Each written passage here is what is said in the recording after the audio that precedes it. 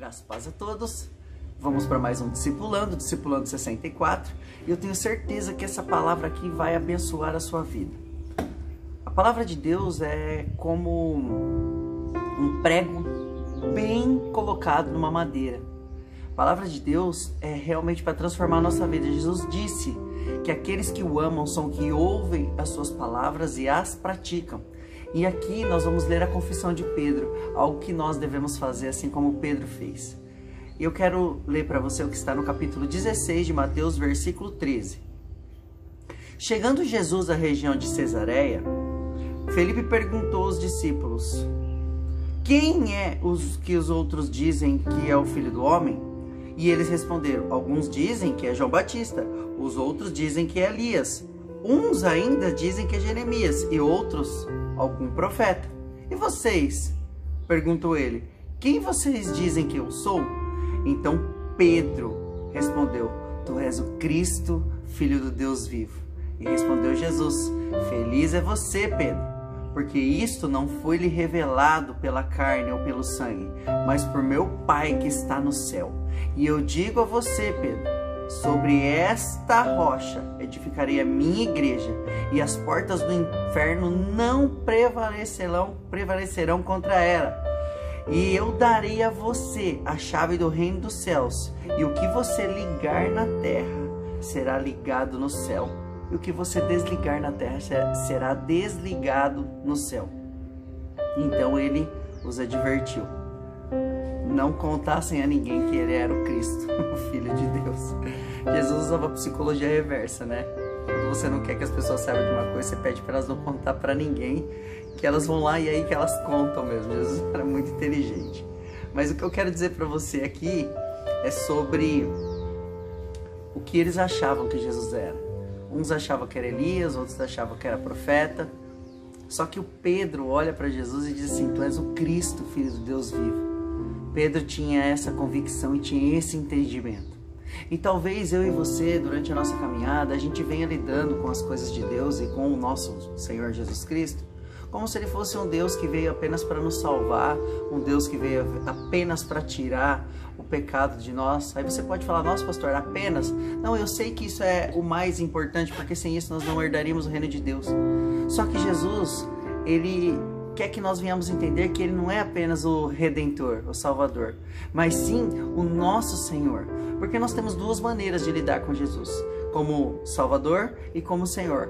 Como Salvador, a grande maioria quer. Até aqueles que não entendem nada da Bíblia, até aqueles que não conhecem a palavra de Deus, até aqueles que nem frequentam a igreja, mas dizem que acreditam em Jesus, todos esses creem em Jesus e querem ter ele como Salvador. Por quê? Porque todo mundo quer morar no céu, ninguém quer ir para o inferno. E o Senhor aqui nos mostra que ele quer algo a mais de nós. E isso só pode nos ser revelado do céu, não pode ser revelado da carne. Você pode se esforçar ao máximo pela sua carne para entender isso, mas enquanto você realmente não mergulhar nessa palavra, crendo que ela é a palavra da boca de Deus, e ter o desejo no seu coração de viver isso, e entender aqui e falar o que Pedro falou, que é: tu és o Cristo, Filho do Deus vivo. O Senhor é realmente o meu Senhor, eu quero entregar a minha vida a você para viver como Senhor. E aí Jesus olha para ele e fala: nossa, isso não foi revelado da carne nem do sangue, mas sim do meu Pai que está no céu. Olha só quanto que a gente não tem que estar com os nossos ouvidos sensíveis a ponto de começar a matar a nossa carne para viver para o Cristo, Filho do Deus vivo. Então Jesus olha para Pedro e fala: tu és Pedro, e sobre esta rocha, que sou eu, Jesus, edificarei a minha igreja, Pedro, que é você. Assim eu falo para você hoje: a rocha é Cristo, e você é a igreja do Senhor, não é o lugar que você frequenta. Quando você entende isso, a transformação da sua vida acontece como a transformação de Jesus da água para o vinho, é algo imediato. E ao mesmo tempo, Jesus na sequência não apenas reconhece que Pedro tinha entendido algo, mas fala assim: olha, Pedro, e por isso eu vou te entregar a chave que vai ligar e desligar as coisas do céu. Eu nas minhas orações tenho falado muito sobre isso, que o Senhor possa ligar as bênçãos, que o Senhor possa ligar os nossos desejos desde que os nossos desejos estejam alinhados com os desejos do Senhor, e desligar toda maldição, desligar toda dificuldade, desligar tudo aquilo que atrapalha as nossas vidas.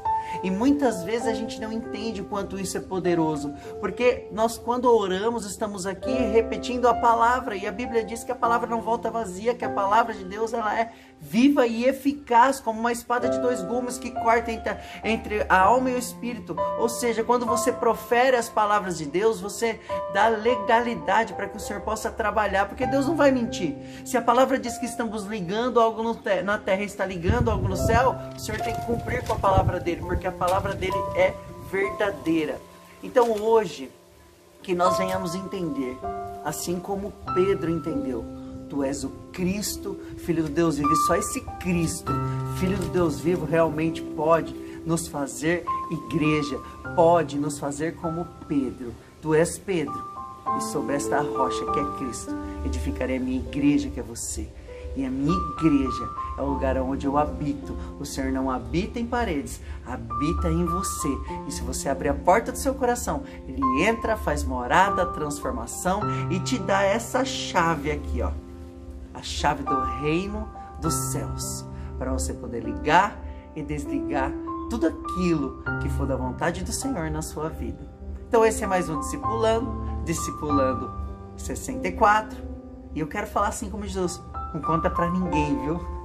Que Ele te deu essa chave. Eu sei que você vai contar. Deus abençoe você. Nunca se esqueça. Jesus te ama e fique com Deus até o próximo Discipulando.